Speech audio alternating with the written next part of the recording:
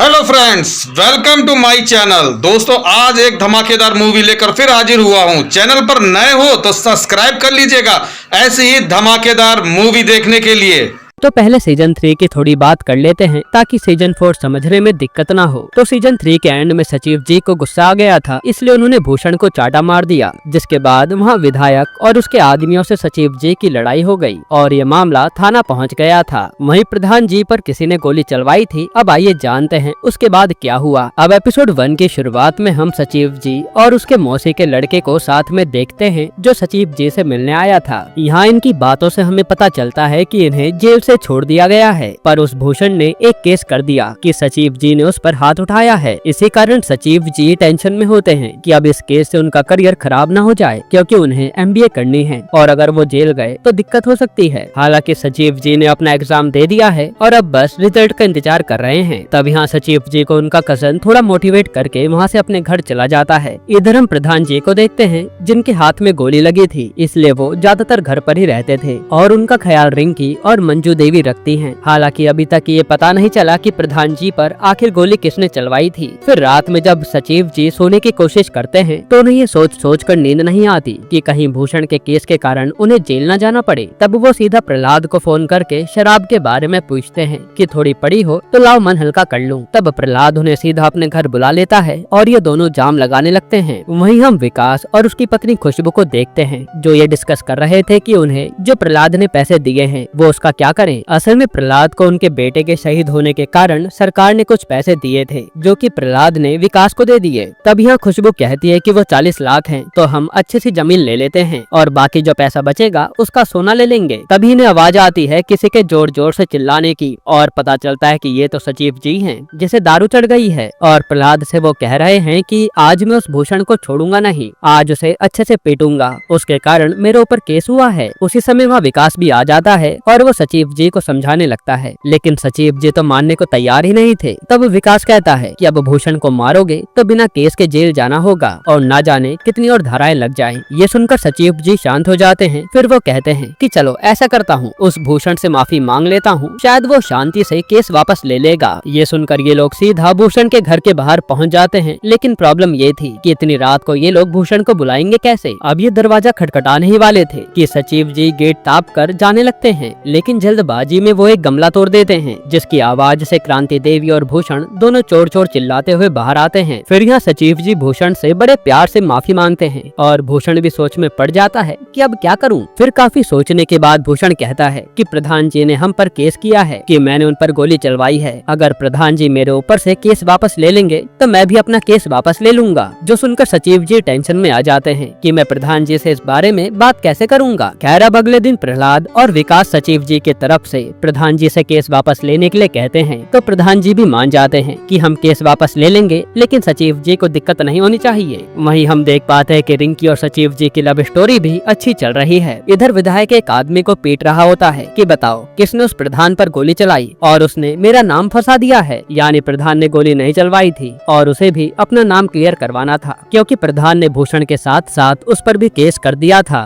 तभी वह भूषण विधायक को आकर बताता है कि वो प्रधान जी मेरे ऊपर से केस वापस लेने वाले हैं। इस पर विधायक कहता है कि उससे कहो कि हमारे ऊपर से भी केस वापस ले ले, वरना तुम्हारे साथ अच्छा नहीं होगा। जो सुनकर भूषण सोच में पड़ जाता है कि ये बात मैं प्रधान से कैसे करूंगा। इसके बाद ये लोग सीधा थाने पहुंचते हैं और वहाँ भूषण आता ही कहता है कि मेरी एक और शर्त है, आपको विधायक से भी अपना केस वापस लेना होगा। जो सुनकर मंजू देवी इसके लिए भी मान जाती है और जैसे वो लोग पुलिस वाले से अपना केस वापस लेने की बात करते हैं, तो पुलिस वाला कहता है कि अगर आपने केस वापस ले लिया तो अब सवाल यह है कि आप पर गोली चलवाई किसने थी, क्योंकि अब चुनाव का टाइम है तो लोगों को यही लगेगा ना कि प्रधान जी ने खुद पर गोली चलवाई थी वोट पाने के लिए। ये सुनकर सब टेंशन में आ जाते हैं। फिर ये लोग बाहर आकर डिस्कस करने लगते हैं कि हमें क्या करना चाहिए। तब सचिव जी प्रधान जी से कहते हैं कि आप केस वापस मत लीजिए, जैसा चल रहा है चलने देते हैं, मेरे ऊपर लगा केस मैं खुद हैंडल कर लूंगा, वरना लोग आप पर सवाल उठाएंगे कि गोली आपने खुद ही चलवाई थी। तभी वहाँ विनोद आता है, जो बताता है कि भूषण भाई की एक और शर्त है कि आपको उस विधायक का घोड़ा उसे वापस करना होगा। होगा। जो सुनकर इन लोगों को गुस्सा आ जाता है कि ये लोग शर्त बढ़ाते जा रहे हैं और फिर थोड़ा सोचकर ये लोग बिना केस वापस लिए ही चले जाते हैं। अब जैसे ये बात पुलिस वाले को पता चलती है तो वो भूषण को गरियाने लगता है कि जब अच्छा खासा केस हट रहा था तो ये शर्तें बढ़ाने के लिए किसने कहा था। जो सुनकर भूषण भी उदास हो जाता है। यहीं पर एपिसोड 1 खत्म होता है। एपिसोड 2 की शुरुआत में सचिव जी, प्रहलाद और विकास के साथ सरकारी स्कूल में आते हैं टॉयलेट देखने के लिए। असल में अब चुनाव आ गए थे तो ये लोग प्रचार यहीं से शुरू करने वाले थे सफाई करके, जिससे मंजू देवी को लोगों से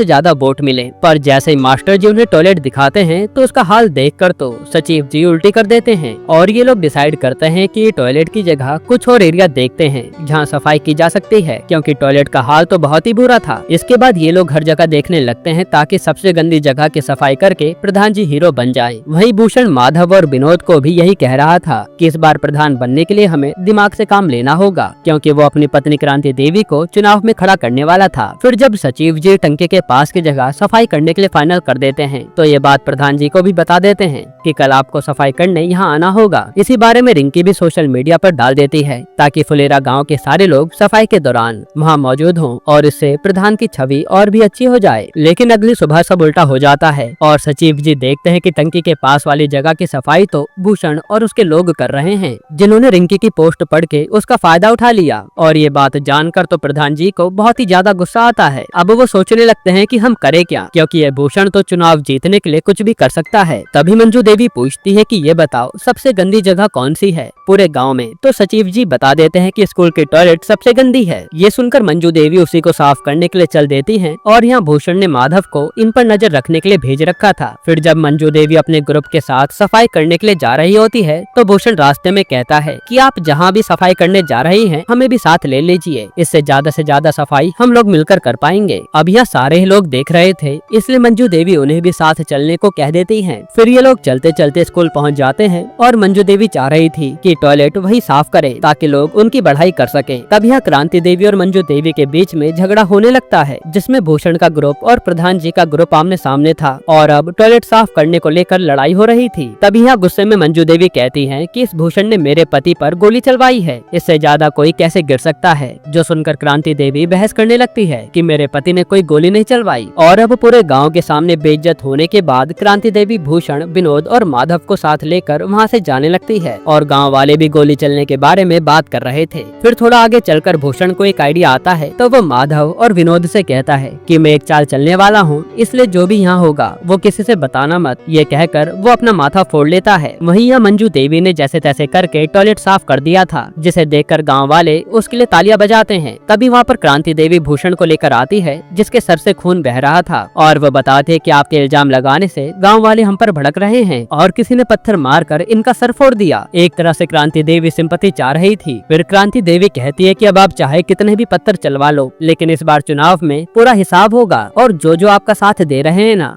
मैं उन्हें छोड़ने नहीं वाली। एक तरह से यहाँ क्रांति देवी सचिव जी को देखकर ये सब कह रही थी। यहीं पर एपिसोड 2 खत्म होता है। एपिसोड 3 की शुरुआत में प्रधान जी अपने लोगों से कह रहे थे कि पता करो इस भूषण को जाते समय पत्थर किसने मारा। फिर वहाँ विकास आकर मिठाई खिलाता है और बताता है कि हमने शहर के पास एक जमीन ले ली है, जो सुनकर सब काफी खुश होते हैं। तभी ये लोग देखते हैं कि विनोद और माधव आपस में लड़ रहे हैं, क्योंकि क्रांति देवी के प्रधान बनने के बाद इनमें से कोई एक उप प्रधान बनेगा। इसी बात को लेकर इनकी बहस हो रही थी। तभी वहाँ प्रधान जी इन दोनों को बुलाते हैं कि आओ प्रसाद ले लो, विकास ने पूजा कराई है। जिस पर विनोद तो प्रसाद का नाम सुनकर आ जाता है, लेकिन माधव साफ मना कर देता है, क्योंकि वो तो भूषण का खास आदमी था। यहाँ तक कि जब विनोद लड्डू खा रहा होता है तो वो उसे भी खूब सुनाता है कि भूषण भाई को धोखा देकर तूने अच्छा नहीं किया, लेकिन विनोद तो अपने में ही मगन था। इसके बाद ये बात माधव भूषण को बताता है कि इसने प्रधान जी का लड्डू खाया है। तब भूषण भी विनोद को काफी सुनाता है। ये सब सुनकर विनोद कहता है कि अभी उस प्रधान को उसका लड्डू वापस करके आता हूँ। तब वो ये सोचकर निकलता है कि एक लड्डू खरीद कर वापस कर दूंगा, लेकिन रास्ते में उसे खुशबू मिल जाती है, जो जमीन लेने की खुशी में अपनी साइड लड्डू बांट रही थी। तब विनोद उसी से लड्डू मांग लेता है और पूछता है कि किस बात की पूजा थी तुम्हारे घर पर। तब खुशबू बताते कि हमने शहर के पास जमीन ली है। हालांकि फिर विनोद लड्डू लेकर यहाँ से चला जाता है। फिर वो सीधा पंचायत ऑफिस आता है और विकास को वो लड्डू वापस करने लगता है कि तुम ये लड्डू ले लो बस, लेकिन विकास और सचिव जी साफ मना कर देते हैं। इसलिए विनोद तो वो लड्डू वहीं रख कर जाने लगता है। तब सचिव जी समझ जाते हैं कि भूषण ने कुछ कहा होगा, इसलिए वो जानबूझकर बात उठाते हैं कि लोग इंसान को गुलाम बना देते हैं, है ना। इसी तरह विकास भी विनोद को उकसाने लगता है, जो सुनकर विनोद बता देता है कि भूषण ने लड्डू खाने पर उसे कितना सुनाया। तब सचिव जी कहते हैं कि तुम कोई गुलाम थोड़े हो जो उसकी हर बात मानोगे। इसी तरह से वो विनोद को खूब भड़का देते हैं और विनोद भी ताव में आकर वो लड्डू खा लेता है। फिर सचिव जी कहते हैं कि तुम प्रधान जी के दुश्मन थोड़े हो, वो तो तुम्हें घर बुलाकर खाना खिलाने की बात कर रहे थे, आना चाहो तो आ सकते हो। तब विनोद मान जाता है। साथ ही वो कहता है कि मैं फिर भी भूषण भाई से गद्दारी नहीं कर सकता, लेकिन मैं प्रधान जी के घर जरूर आऊंगा। ये सुनकर ही सचिव जी और विकास खुश हो जाते हैं कि एक बार ये खाने पर आ जाए तो सही मौके पर इसे हम अपनी साइड कर लेंगे। अब रात को प्रधान जी के घर पर मंजू देवी पूरी सब्जी बनाती है और विनोद के आते ही ये लोग उसका आदर सत्कार करने लगते हैं। लेकिन यहाँ कोई भी विनोद से भूषण के बारे में बात नहीं कर पाता क्योंकि वो तो खाने में बिजी था। तब पूरी देने के बहाने मंजू देवी विनोद को कहती है कि तुम हमारी साइड होते तो रोज ऐसा खाना खिलाती मैं तुम्हें, जो सुनकर विनोद शांत हो जाता है। फिर इसी तरह से ये लोग बात घुमाते हैं और ये सब सुनने के बाद विनोद सीधा भूषण को कॉल करके कहता है कि मैं इस समय प्रधान जी के घर पर खाना खाने आया हूँ, आपको कोई दिक्कत तो नहीं है। यहाँ विनोद इन लोगों को दिखाना चाह रहा था कि वो भूषण का गुलाम नहीं है, लेकिन भूषण तो ये सुनते ही फोन काट देता है, जो बात विनोद को अच्छी नहीं लगती। फिर सचिव जी कहने लगते हैं कि इससे ज्यादा इज्जत तो हमारे प्रधान जी आपकी करते हैं, आपका इनके साथ रहने में ज्यादा फायदा है। लेकिन विनोद कहता है कि मैं भले ही गरीब हूँ लेकिन गद्दार नहीं हूँ। अब भूषण चाहे जैसा भी हो, मैंने उसे सपोर्ट किया था तो आगे भी करूँगा। ये सब कहकर विनोद वहाँ से जाने लगता है। तब सचिव जी कहते हैं कि उसी भूषण ने प्रधान जी पर गोली चलवाई थी, लेकिन विनोद साफ मना कर देता है, बल्कि वो तो उल्टा कह देता है कि शायद प्रधान जी ने खुद पर गोली चलवाई है क्योंकि उनके हाथ पर गोली लगी है और सामने वाला चाहता तो उन्हें जान से भी मार सकता था, लेकिन उन्होंने मारा नहीं। यही सब कहकर विनोद वहाँ से चला जाता है और अब सचिव जी भी प्रधान जी को देखने लगते हैं कि कहीं आपने सच में खुद पर गोली तो नहीं चलवाई। लेकिन प्रधान जी रिंकी की कसम खाकर कहते हैं कि मैंने खुद पर कोई गोली नहीं चलाई। खैर फिर अगले दिन विनोद से आकर माधव और भूषण मिलते हैं और ये लोग विनोद की तारीफ करते हैं क्योंकि विनोद इन्होंने धोखा नहीं दिया प्रधान जी की साइड जाकर। साथ ही विनोद बातों बातों में इन्हें बताता है कि विकास की जमीन की खुशी में वो लड्डू बांटे गए थे, जो सुनकर भूषण सोच में पड़ जाता है कि उसके पास इतना पैसा आया कहाँ से, जो उसने शहर के पास जमीन ले ली। यहीं पर एपिसोड 3 खत्म होता है। एपिसोड 4 की शुरुआत में भूषण माधव और विनोद के साथ सीधा विधायक से मिलने आता है, जहां विधायक किसी को पीट रहा था ताकि वो सच उगलवा सके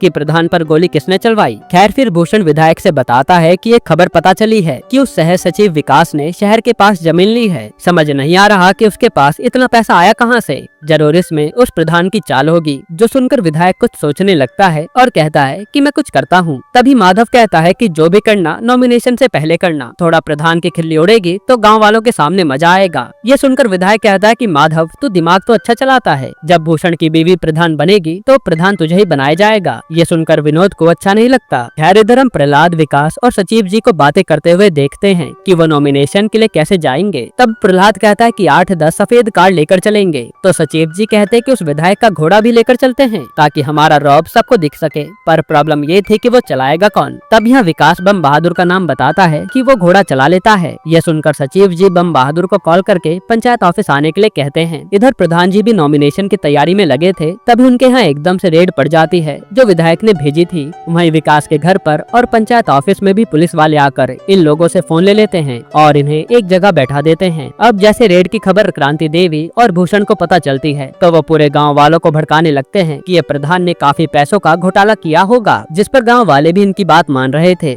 यहाँ विकास पुलिस वालों को देखकर काफी टेंशन में लग रहा था। तब सचिव जी उससे पूछ लेते हैं कि बताओ आखिर बात क्या है, तुम्हारे घर पर रेड पड़ने से कोई दिक्कत है क्या। इस पर विकास बताता है कि मेरे घर पर प्रहलाद चाचा के 6 लाख रुपए पड़े हैं, जो जमीन लेने के बाद पैसे बच गए थे। अगर वो इनके हाथ लगे तो ये लोग मुझे कहीं जेल में ना डाल दें। ये सुनकर सचिव जी टेंशन में आ जाते हैं। तभी वहाँ बम बहादुर खिड़की से आता है कि बताओ सचिव जी क्यों बुलाया था। तब सचिव जी को आइडिया आता है और वो बम बहादुर को एक काम करने के लिए कहते हैं। इधर खुशबू भी उन पैसों को लेकर टेंशन में थी। तभी वहाँ किसी तरह सीढ़ी लगाकर बम बहादुर छत पर आता है और खुशबू को बुलाकर कहता है कि विकास ने वो पैसे मुझे देने के लिए कहा है, इसलिए जल्दी से लाओ, मुझे निकलना है। तभी खुशबू जैसे पैसे लेने नीचे आती है तो पुलिस वाले उसे रोक देते हैं कि जब तक रेड खत्म नहीं हो जाती चुपचाप यहीं बैठी रहो। लेकिन खुशबू कहती है कि मैं प्रेग्नेंट हूँ ना, तो जी मचल रहा था, इसलिए मैं छत पर खुली हवा में गई थी। खैर पुलिस को देखकर बम बहादुर वहाँ से भागने की की सोचता है और बुरी तरह नीचे गिर जाता है। अब उसकी आवाज सुनकर ये दोनों पुलिस वाले भी जैसे छत पर जाकर देखते हैं तो उन्हें कोई भी नहीं मिलता,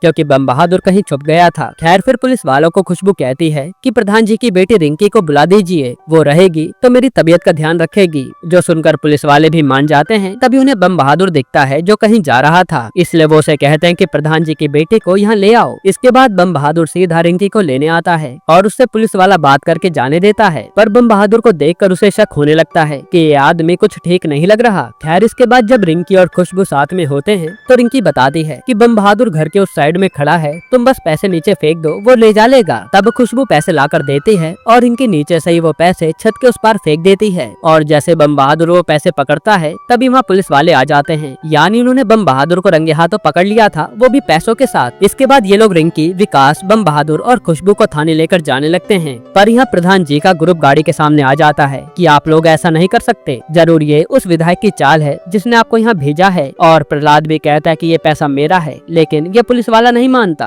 तभी वहाँ एक बड़े अधिकारी की गाड़ी आती है जो उस ऑफिसर को अंदर बुलाकर एक चाटा मारता है और कहता है कि उस विधायक की चाटना बंद कर, और वो वैसे भी विधायक नहीं रहा, इसलिए चुपचाप यहाँ से निकल ले। ये बोलकर वो अधिकारी चला जाता है और ये ऑफिसर आकर चुपचाप प्रधान जी को पैसे लौटाकर कहता है कि मुझे पता नहीं था कि आपकी पहुँच इतनी ऊपर तक है, अब हम आपको परेशान नहीं करेंगे। ये कहकर वो चला जाता है और भूषण और क्रांति देवी देखते रह जाते हैं कि ये हुआ क्या। यहाँ सचिव जी के साथियों को भी समझ नहीं आ रहा था कि आखिर इन्हें बचाने कौन आया और क्यों आया, क्योंकि इन्होंने किसी से भी मदद नहीं मांगी और कौन हो सकता है विधायक से भी ज्यादा पावरफुल। खैर फिर अगले दिन जाकर ये लोग चुपचाप अपने नॉमिनेशन फॉर्म भर देते हैं, जहाँ क्रांति देवी मंजू देवी के सामने खड़ी थी। यहीं पर एपिसोड 4 खत्म होता है। तो एपिसोड 5 की शुरुआत में सचिव जी अपने कजन से बात कर रहे होते हैं, जो उन्हें कह रहा था कि जब रिजल्ट जल्दी आने वाला है तो गाँव से मेरे पास आ जा, वैसे भी वहाँ ना जाने कितने कांड होते रहते हैं। पर सचिव जी मना कर देते हैं और उनका भाई समझ जाता है कि सचिव जी रिंकी के चक्कर में गांव नहीं छोड़ना चाहते। खैर तभी सचिव जी देखते हैं कि एक रिक्शा वाला एक बूढ़े आदमी को पंचायत ऑफिस के पास छोड़कर चला गया है। तो सचिव जी पूछने जाते हैं कि आपको किससे मिलना है। तब वो बूढ़े आदमी बताते हैं कि मैं रिंकी का नाना हूँ और मुझे अपनी बेटी मंजू देवी से मिलना था। इस पर सचिव जी बताते हैं कि वो तो इस समय इलेक्शन के प्रचार में गाँव घूम रही होंगी, अभी तो नहीं मिल पाएंगी। फिर सचिव जी तुरंत प्रधान जी को कॉल करके बताते हैं कि आपके ससुर आए हैं जो घर जाना चाह रहे हैं। ये सुनकर प्रधान जी तुरंत रिंकी को घर भेज देते हैं और सचिव जी से कहते हैं कि उन्हें घर पहुंचा दीजिए बस। तब सचिव जी नाना से कहते हैं कि चलिए बाइक से आपको घर छोड़ाता हूं, लेकिन नाना कहते हैं कि बाइक पर मैं बैठ नहीं पाता और मुझे उससे डर भी लगता है। ये सुनकर सचिव जी को समझ नहीं आता कि अब मैं इन्हें घर कैसे लेकर जाऊंगा। तो नाना पैदल चलने की बात करते हैं और सचिव जी भी उन्हीं के साथ चलने लगते हैं। पर प्रॉब्लम ये थी कि नाना बहुत ही धीरे चल रहे थे, ऐसे तो सुबह से शाम हो जाती घर पहुँचने में। तब सचिव जी को एक आदमी साइकिल से जाता दिखता है, इसलिए वो उससे साइकिल उधार मांगते हैं और नाना से कहते हैं कि साइकिल से जाने में दिक्कत तो नहीं है ना। तब नाना भी मान जाते हैं, लेकिन यहाँ भी एक प्रॉब्लम थी कि नाना को स्पीड से डर लगता था। तब सचिव जी नाना को पैदल ही लेकर रिंकी के घर तक जाते हैं और ये सब भूषण के साथ ही देख रहे थे, जो अपने प्रचार में बिजी थे। रास्ते में नाना सचिव जी से कई तरह की ज्ञान की बातें भी करते हैं कि जैसे आपको तो न्यूट्रल रहना चाहिए, कोई भी जीते आप बस अपना काम करते रहिए। साथ ही वो कहते हैं कि लगता है मेरी बेटी ने प्रधान बनकर गाँव में ज्यादा भला काम नहीं किया, इसलिए अब उसे प्रचार करने की जरूरत पड़ रही है। खैर अब घर पहुंचने के बाद सचिव जी वहां से जाने लगते हैं, लेकिन नाना उन्हें रोक लेते हैं कि जब तक मेरी लाई मिठाई नहीं खाओगे मैं जाने नहीं दूंगा। तो सचिव जी को उनकी बात माननी पड़ती है। हालांकि रिंकी से मिलकर सचिव जी बहुत खुश थे।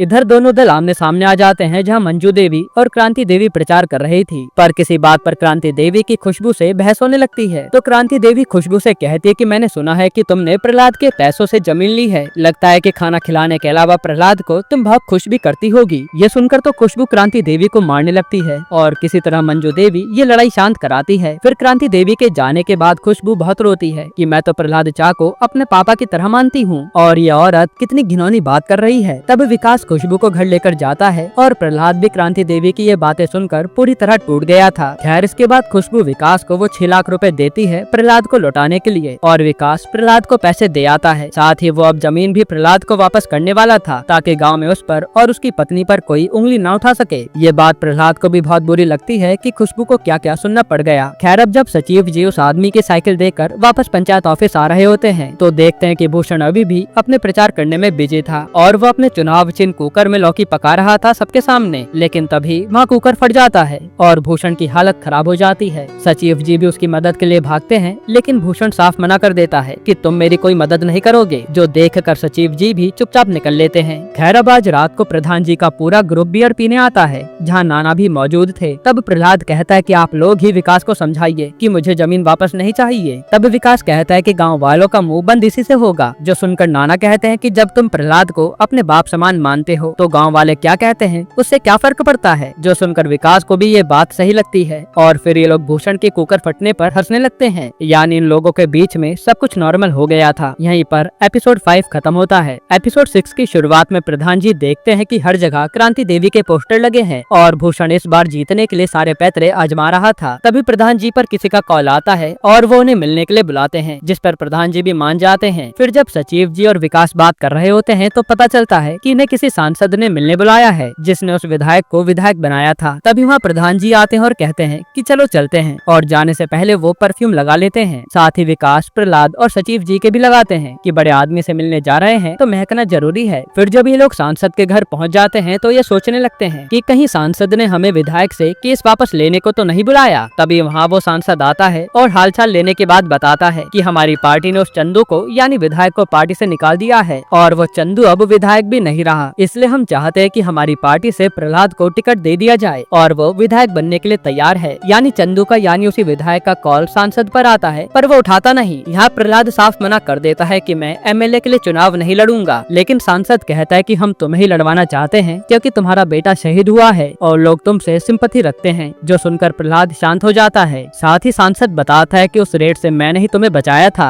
इधर मंजू देवी जब आलू खरीदने के लिए बाहर आती है तो सब्जी वाला बताता है कि ये आलू तो मुफ्त है, भूषण भाई ने इसके पैसे पहले ही दे रखे हैं, इसलिए आपको जितना लेना है ले लीजिए। ये सुनकर मंजू देवी भी हैरान थी कि ये भूषण तो क्या क्या करने में लगा है सिर्फ चुनाव जीतने के लिए। फिर वो आलू वाले से सारे आलू ले लेती है क्योंकि भूषण ने तो पैसे दे ही दिए थे, और फिर वो आलू लेकर समोसे वाले को दे आती है कि अब तुम इससे समोसा बनाओ और जो भी चाय पीने आएगा उसे फ्री में समोसा खिलाना। साथ ही बताते रहना कि ये मंजू देवी की तरफ से है, बाकी जो पैसा होगा मैं दे दूंगी। यानी अब मंजू देवी भी अपना दिमाग चला रही थी। यहाँ प्रहलाद को ये लोग समझा रहे थे कि तुम्हें इलेक्शन में खड़ा हो जाना चाहिए क्योंकि तुम विधायक बनोगे तो गांव का ही भला हो पाएगा, इसलिए गांव के लिए लड़ लो चुनाव। ये सब सुनने के बाद प्रहलाद मान जाता है। फिर जब ये लोग यहाँ से जाने लगते हैं तभी वहाँ पूर्व विधायक चंदू आता है और उसकी आवाज सुनकर ही सांसद इन सबको एक कार में छुपा देता है क्योंकि चंदू इन्हें देखेगा तो भड़केगा। फिर चंदू वहाँ आकर सांसद से कहने लगता है कि भैया मुझे पार्टी से क्यों निकाल दिया, अब मेरा क्या होगा। लेकिन सांसद कहने लगता है कि पार्टी की चॉइस है, मैं कुछ भी नहीं कर सकता। तभी चंदू को परफ्यूम की खुशबू आती है जो जानी पहचानी लग रही थी और वो देखता है कि कार में तो प्रधान जी बैठे हैं। ये देखकर वो समझ जाता है कि सांसद क्या गेम खेल रहा है। तब सांसद बताता है कि पार्टी इन्हीं को चुनाव लड़ाना चाहती है। ये सुनकर चंदू प्रधान जी से कहता है कि बड़े अजीब लोग हो यार तुम, जिसने तुम पर गोली चलवाई उसी की पार्टी से चुनाव लड़ोगे। ये सुनकर सब हैरान हो जाते हैं पर ये लोग कुछ बोल नहीं पाते। सांसद भी कहता है कि मैंने ऐसा कुछ नहीं किया और ये सब सुनकर ये लोग घर चले आते हैं। वहीं यहाँ गाँव वाले मंजू देवी के बाटे फ्री के समोसे खा रहे थे और भूषण को ये देखकर बहुत गुस्सा आता है क्योंकि उसे पता चल गया था कि इसमें आलू उसी के हैं। फिर जब सब लोग प्रधान जी के घर पर होते हैं तो प्रहलाद भी कहता है कि हमें उस सांसद की पार्टी से चुनाव नहीं लड़ना चाहिए क्योंकि उसने प्रधान जी पर गोली चलवाई है। लेकिन प्रधान जी भड़क जाते हैं कि पॉलिटिक्स में ऐसे खेल खेले जाते हैं और तुम चुनाव लड़ोगे, मैं कुछ नहीं जानता। यहीं पर एपिसोड 6 खत्म होता है। एपिसोड 7 की शुरुआत में प्रधान जी गाँव वालों से वोट देने की बात कर रहे होते हैं। वहीं भूषण भी क्रांति देवी को जिताने की बात लोगों से कर रहा था। तभी वहाँ ट्रांसफार्मर ब्लास्ट हो जाता है और पूरे गाँव की लाइट चली जाती है। ये देखकर मंजू देवी सचिव जी से कहती है कि चुनाव सर पर है, इसलिए जल्द से जल्द इस ट्रांसफार्मर को सही करवाइए। जो सुनकर सचिव जी, प्रहलाद और विकास सीधा मैकेनिक के पास पहुंच जाते हैं, लेकिन मैकेनिक साफ मना कर देता है। वो कहता है कि अभी अभी तो मुझे छुट्टी मिली है, इसलिए कुछ दिन बाद आना। पर सचिव जी तो जिद पर अड़ जाते हैं। ये देखकर मैकेनिक कहता है कि कल मेरे गाँव आ जाना मुझे लेने, तुम्हारे साथ चल लूंगा ट्रांसफार्मर ठीक करने के लिए। जिस पर सचिव जी तुरंत मान जाते हैं, लेकिन प्रहलाद बाद में बताता है कि हम जाएंगे कैसे क्योंकि वो तो उसी विधायक चंदू के गाँव में रहता है, वहाँ जाना भारी पड़ जाएगा। जो सुनकर सचिव जी भी टेंशन में आ जाते हैं। अब इसके बाद आज रात पूरे गांव को बिना बिजली के रात गुजारनी पड़ती है और मंजू देवी भी सोच रही थी कि इससे चुनाव पर असर तो जरूर पड़ेगा। खैर अब जब सचिव जी पंचायत ऑफिस में बैठे होते हैं तभी देखते हैं कि भूषण तो 2 जनरेटर लेकर आया है ताकि गाँव वालों को बिना बिजली के रहना न पड़े। ये देखकर वो भी हैरान हो जाता है। फिर भूषण उन जनरेटर से पूरे गाँव में बिजली करवा देता है और प्रधान को ये बात अच्छी नहीं लगती। फिर आज की रात जैसे तैसे बीतती है और प्रधान जी अगले ही दिन 4 जनरेटर ले आते हैं कि जब तक लाइट नहीं आती इसी से काम चलेगा। पर ये देखकर भूषण भी प्रधान जी को छेड़ने लगता है कि बिजली वाले को बुला लीजिए, इतना फालतू लफड़ा क्यों कर रहे हैं। पर प्रधान जी कुछ भी नहीं बोलते क्योंकि विधायक के गाँव से बिजली वाले को लाना मुश्किल था। तब भूषण प्रधान जी को और उकसाने लगता है कि आप तो बहुत बड़े डरपोक हैं जो उस बिजली वाले को लेकर नहीं आ पा रहे। ये सुनकर प्रधान जी को गुस्सा आ जाता है और वो भूषण को चैलेंज कर देते हैं कि बिजली वाले को लेकर तो मैं आऊंगा ही। फिर प्रधान जी अपने ग्रुप को लेकर सीधा उस गांव में घुस जाते हैं उस मैकेनिक को लेने के लिए। पर वहाँ तो विधायक चंदू का आदमी इन्हें जाते हुए देख लेता है और जब सचिव जी उस मैकेनिक के घर आकर उसे चलने को कहते हैं तो मैकेनिक यहाँ साफ मना कर देता है कि मैं नहीं जाने वाला। साथ ही वो कहता है कि विधायक की आपके गाँव से दुश्मनी है, इसलिए मैं तो तुम्हारे गाँव नहीं आऊंगा। ये कहकर वो घर का दरवाजा बंद कर लेता है। फिर इतनी ही देर में चंदू का आदमी आकर सचिव जी को मारने लगता है और यहाँ काफी सारे गाँव वाले आए थे। फिर यहाँ सचिव जी को पीट कर ये लोग चले जाते हैं और कहते भी हैं कि आज के बाद विधायक चंदू से पंगा मत लेना। जिसके बाद इन लोगों को खाली हाथ ही गाँव आना पड़ता है। और जब ये बात मंजू देवी गाँव वालों से बताती है कि उस मैकेनिक ने आने से ही मना कर दिया और सचिव जी को मारा भी है, तब उल्टा क्रांति देवी इनके खिलाफ बातें बनाने लगती है और भूषण भी प्रधान जी को घेर लेता है कि आपके बस का एक काम नहीं है, आप ये गाँव कैसे संभालेंगे। जो सुनकर प्रधान जी को बहुत दुख होता है और वो कहते हैं कि गाँव वालों ने मेरा काम देखा है, अगर उन्हें लगता है कि हम सही आदमी हैं तो हमें वोट देंगे, बाकी उनकी मर्जी। ये कहकर वो रोते हुए चले जाते हैं। फिर हम चंदू को देखते हैं जो खुशी से अपने आदमी को एक चैन गिफ्ट देता है क्योंकि उसने फुलेरा गांव के सचिव को पीटा था। साथ ही भूषण को जिताने के लिए चंदू ने उस मैकेनिक को भी ट्रांसफार्मर ठीक करने के लिए भेज दिया था, जिससे लोगों को लगे कि भूषण ने ही वो ट्रांसफार्मर ठीक कराया है। अब रात को हम सचिव जी और रिंकी को साथ में टंकी पर देखते हैं जहाँ आज पहली बार ये दोनों किस कर लेते हैं। फिर अगले दिन चुनाव भी थे जहाँ गाँव के सारे लोग वोटिंग के लिए आते हैं। यहीं पर एपिसोड 7 खत्म होता है। एपिसोड 8 की शुरुआत में आज सचिव जी का रिजल्ट का दिन था, इसलिए वो काफी ज्यादा टेंशन में लग रहे थे। फिर वो रिंकी को कॉल करके कहते हैं कि मेरा रिजल्ट तुम देख लेना, मुझे टेंशन हो रही है। उसी समय वहाँ विकास, प्रधान जी और प्रहलाद बियर लेकर आते हैं और कहते हैं कि चाहे खुशी हो या दुख हम साथ में पियेंगे, आप टेंशन मत लीजिए, आपका एग्जाम अच्छा गया था तो रिजल्ट भी अच्छा ही आएगा। तभी सचिव जी पर रिंकी का कॉल आता है और वह चुपके से जाकर बात करते हैं। तब पता चलता है कि सचिव जी की 97 परसेंटाइल आई है, जिसका मतलब था कि उन्हें अच्छे खासे कॉलेज में से MBA करने के लिए एडमिशन मिल सकता है। जो सुनकर सब खुश हो जाते हैं और बियर के जाम लगने लगते हैं। अब अगले दिन रिंकी सचिव जी से पूछ रही होती है कि अब आगे क्या करोगे, तो सचिव जी भी उसे अपने MBA के आगे का प्लान बता रहे होते हैं। एक तरह से रिंकी यहाँ उन दोनों के फ्यूचर की बात कर रही थी। इधर प्रधान जी टेंशन में लग रहे थे कि चुनाव में जीतेंगे या नहीं। हालांकि उन्होंने 25 किलो लड्डू बनाने का ऑर्डर दे दिया था, जिस पर मंजू देवी कहते कि जीतेंगे तो हम ही, आप 50 किलो का ऑर्डर दे दीजिए। लेकिन प्रधान जी अभी भी श्योर नहीं थे। यहाँ भूषण को पूरा कंफर्म था कि वही जीतने वाले हैं, इसलिए वो तो 50 किलो लड्डू बनवा रहा होता है। फिर यहाँ सचिव जी से रिंकी कहते कि पापा हार गए तो क्या होगा, जिस पर सचिव जी कहते कि मेरा MBA में हो जाएगा तो मैं तो निकल लूंगा, इस भूषण का टॉर्चर कौन सहेगा। ये सुनकर रिंकी को गुस्सा आ जाता है कि ये सचिव जी तो मुझे छोड़कर कभी भी निकल सकते हैं और वो स्कूटी लेकर निकल लेती है। फिर जैसे सचिव जी उसे मनाने के लिए बाइक से जाने लगते हैं तो बाइक का इंडिकेटर ही टूट जाता है और सचिव जी उसी को सही करने लगते हैं। यहाँ रिंकी का थोड़ा आगे जाकर गुस्सा शांत हो जाता है और वो कचौड़ी लेने के लिए रुक जाती है। फिर जैसे रिंकी कचौड़ी का ऑर्डर देती है तो वहाँ चंदू की बेटी भी आ जाती है और वो भी सेम कचौड़ी का ऑर्डर देती है। अब प्रॉब्लम ये थी कि कचौड़ी केवल 2 थी और दोनों को ही चाहिए थी, इसलिए दुकान वाला परेशान हो जाता है कि किसको पहले दूं। फिर कचौड़ी की बात पर ही रिंकी और चंदू की बेटी की बहस होने लगती है और ये दोनों अपने अपने पापा को कॉल कर लेती हैं। तब प्रधान जी सचिव जी को भेजते हैं कि जाओ शांति से मैटर को सुलझाओ। वही विधायक चंदू अपने खास आदमी को वहाँ भेजता है कि मामला आराम से सुलझा देना, ये लड़की का मामला है। तब यहाँ सचिव जी और वो दूसरा आदमी भी दुकान पर पहुँच जाते हैं और ये दोनों ही इंतजार कर रहे थे कि रिंकी और चंदू की लड़की अपने आप यहाँ से चली जाए, लेकिन ऐसा नहीं होता। तब वो चंदू का आदमी सचिव जी से कहता है कि पैसा ले ले और इस रिंकी को लेकर यहाँ से चला जा। ये सुनकर सचिव जी को गुस्सा आ जाता है और वो तुरंत उस लड़के के जोरदार मुक्का मारता है कि आज अकेले मिला है तो छोड़ूंगा नहीं। ये देखकर रिंकी सचिव जी को लेकर वहाँ से चली जाती है। वहीं चंदू की लड़की भी चुपचाप चल देती है। खैर फिर जब सचिव जी और रिंकी घर जा रहे होते हैं तो रास्ते में सचिव जी मफलर बांधने लगते हैं तो रिंकी उनकी मदद करती है। ये देख सचिव जी किस करने को आगे बढ़ते हैं, लेकिन रिंकी रोक देती है कि ये सब रोज रोज नहीं चलेगा, जिस पर ये मुस्कुराते हुए घर आ जाते हैं। इसके बाद अगले दिन पूरी पुलिस फोर्स गाँव में आती है क्योंकि आज रिजल्ट का दिन था तो दंगे भी हो सकते थे। तभी सचिव जी से पुलिस वाला भी मिलता है और कहता है सुना है आपका MBA में हो गया है तो आप यहाँ से निकलिए, क्योंकि गांव में लोग तरक्की के बारे में ज्यादा नहीं सोचते, आप अपने करियर के बारे में सोचिए। जो बात सचिव जी भी सोचने लगते हैं। यहाँ प्रधान जी भी मंजू देवी के कहने पर 50 किलो लड्डू का ऑर्डर दे देते हैं। उन्हें भी लग रहा था कि हम जीत ही जाएंगे। इधर भूषण और क्रांति देवी चंदू के पास बैठे थे और भूषण कहता है कि जैसे ही मैं प्रधान बनूंगा पक्का आपका घोड़ा आपको वापस कर दूंगा। वहीं विनोद और माधव भी रिजल्ट का वेट कर रहे थे। तभी वहाँ प्रहलाद और विकास भी आते हैं, जिस पर माधव प्रहलाद से पूछता है कि वो प्रधान बनकर कैसा लगता है। तो प्रहलाद कहता है मजा तो आता ही है। तभी विनोद पर भूषण का कॉल आता है जो बताता है कि हम चुनाव जीत गए हैं। ये सुनकर तो विनोद को झटका लगता है और फिर वो और माधव बहुत खुश हो जाते हैं। हालांकि ये खबर सुनकर विकास और प्रहलाद के पैरों तले जमीन खिसक गई थी। वहीं प्रधान जी और मंजू देवी को तो हार का सदमा ही लग गया था, क्योंकि वो पिछले 10 साल से यहाँ की प्रधान थी और अब भूषण इन्हें परेशान जरूर करेगा। इसके बाद चंदू भूषण के साथ जश्न मनाता है और पूरे गाँव में लड्डू बंटवाता है। इधर गुस्से में प्रधान जी सारे लड्डू ही फेंक देते हैं और उन्होंने अपना आपा खो दिया था।